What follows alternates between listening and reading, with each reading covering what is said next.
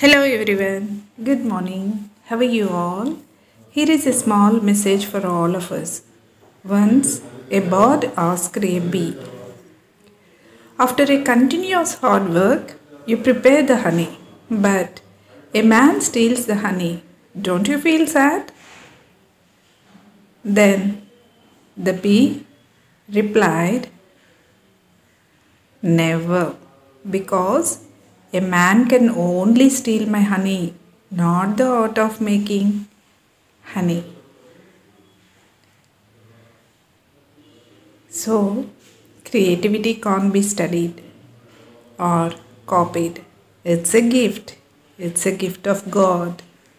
People can imitate your style, but they can't imitate your creativity. I hope you got it, my dear friends.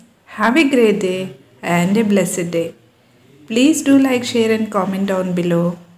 Thank you so much for watching this video. If you like this video, please share this video with your friends. Don't forget to subscribe. Bye. See you soon. Take care.